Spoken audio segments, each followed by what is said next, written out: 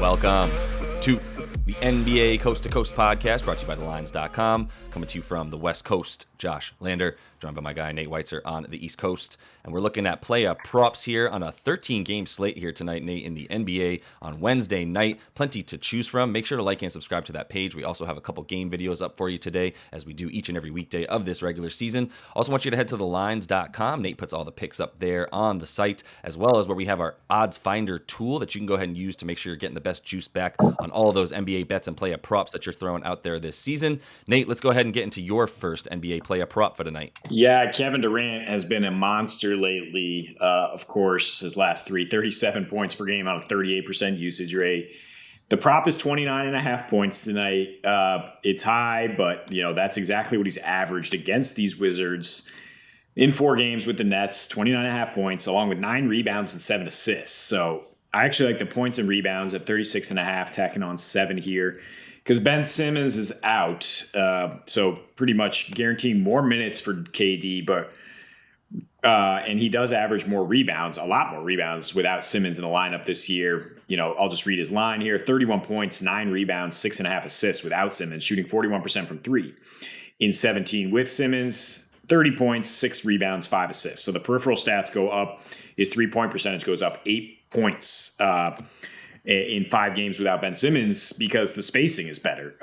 I think it's pretty clear to say there. I mean, even when Simmons is just off the floor during games, KD is scoring at a higher rate. The Nets aren't catering to him as much in terms of let's push the pace and get other guys easy buckets. They can slow it down and just feed Durant in the half court, and he's just on an unstoppable roll right now. The Wizards are also terrible on defense right now. 125 defensive rating their last 3. Kyle Kuzma playing through some back issues. 119 individual defensive rating his last 3. So I don't think he'll have any chance of stopping Durant.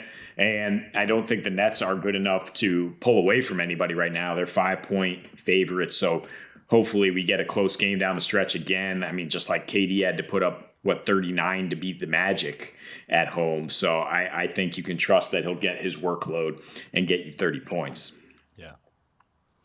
Yeah, 30 points. It seems a little bit low for him, for sure, in a game where there's no other scoring.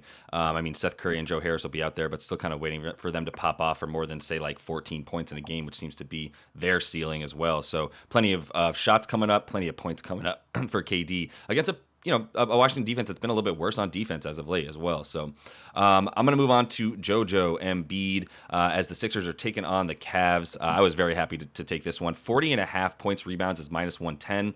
The points is 30.5. I don't hate that either, to be honest, but it's a little bit worse odds there, and the juice you're getting back. But Mr. Embiid, my preseason pick for MVP, he's keeping himself in the running, to be sure, especially with this month of November. In his last 7, James Harden has not been playing in any of those games.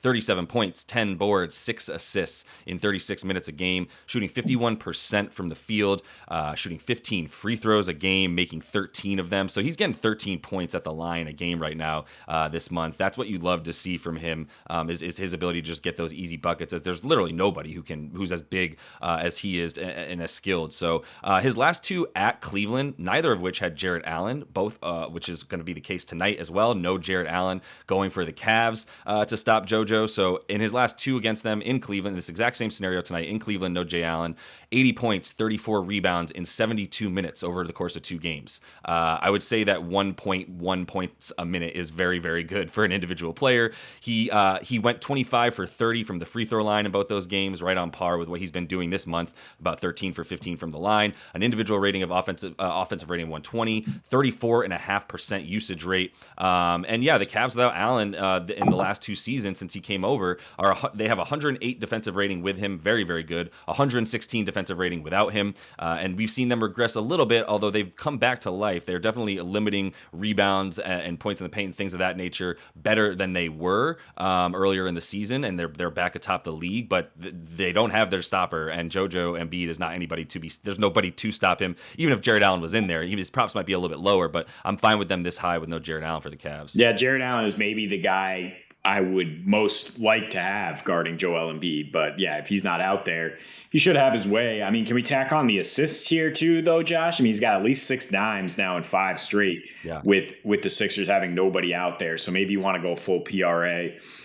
It doesn't boost you that much on the number there for his points and rebounds. Look, 13 games on the slate. We're going all over. We're going all stars here because why not? You can have your pick of the litter.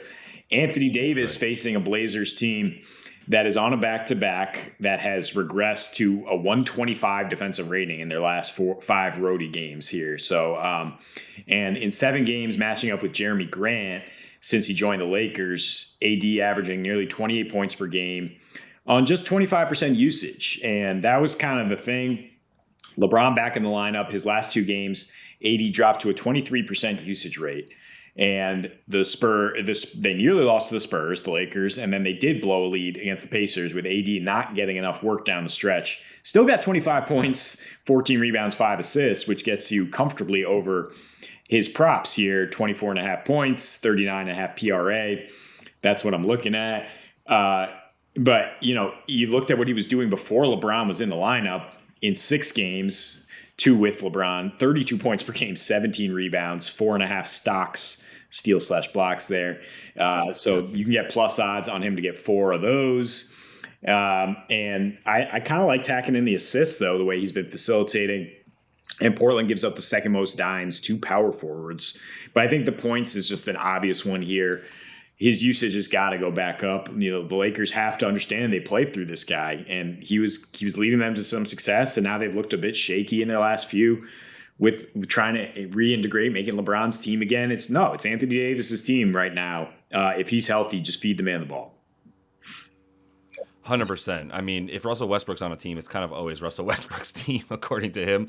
But yeah, I think anybody who is rooting for Lakers success would love to see Anthony Davis touch the ball on every single possession. It's not the same give it to him, have him back people down. It's move the ball to the corner, move the ball to the wing, and then have him cutting through the middle. Because once he gets the ball within 6 feet, he's so skilled and strong and tall. Yeah, there's nothing you can do. He's not shooting the threes anymore, which is what you love to see if you're a Lakers fan as well, because you do really want him to sort of establish that down low presence, not be worried about flying all over the court either. A little bit less opportunity to get hurt if he's playing closer to the basket than if he's running around all over the 3-point line. So a lot of good for AD right now. 24.5 points is still a bit low against the Portland team that is coming off that bad loss to the Clips last night. So finishing things off with Halibaby, with Tyrese Haliburton. Haven't talked about him that much this season, but I mean, it's that Kangs Pacers game, man. 242 point total. We can't go through these player props without at least having one over in here from that game. I'm going to take Haliburton. The assists, not as much juice there. It's 11.5, which I mean, he's averaging 13 over his last 10 anyway. So, I'd be pretty happy to take those, but it's not quite as much juice. 16.5 rebounds and assists gets you all the way up to plus 105. And I like that because there's going to be a ton of shots in this game. There's going to be a ton of opportunities for rebounds in this game. So I think that can give him a little bit more juice there for the boards. 13 assists and 4 rebounds per game over his last 10. He's hit this total of 17 rebounds and assists in 8 of those 10 games. So like I said, ton of possessions with the 5th and 6th fastest paced teams in the league tonight. 13-5. So he had in the first matchup and only matchup with Sacramento, he had 15 assists in that game, and then 5 boards as well. So got clear over that total. Sacramento's allowing the 4th most points in the paint, which is very good for Haliburton, who loves to get into that paint slash and then also dish for layups and dunks over there. And then Sac's not very good against opposing point guards, allowing their bottom 10 in terms of allowing the most points, assists, and rebounds to opposing point guards. There's just not much, quite as much wing defense, and D Fox, for as long and rangy and fast as he is, doesn't really, maybe he's not guarding the opposing point guards. I'm not really sure. I think he's better at defense than allowing that many, but it seems like that's been a pretty big weakness for them this season for the Kangs. So pretty happy to have Haliburton take advantage of that. I definitely like the rebounds assists more than the points here. His points have fluctuated pretty wildly based on his shooting. Yeah. The Kings, like you said, maybe they have Fox guard take the off guard here and put off night Davion Mitchell on Tyrese Haliburton, try to force him to give up the ball early. But I mean, he's just diming at an incredible rate. It's 14 dimes in 5 of his last 6 games. And if you're talking about 3 more rebounds on top of that in a game with a ridiculous total that's expected to be played with pace, I think that's great. And the fact that you're getting plus 105 makes that a fantastic bet.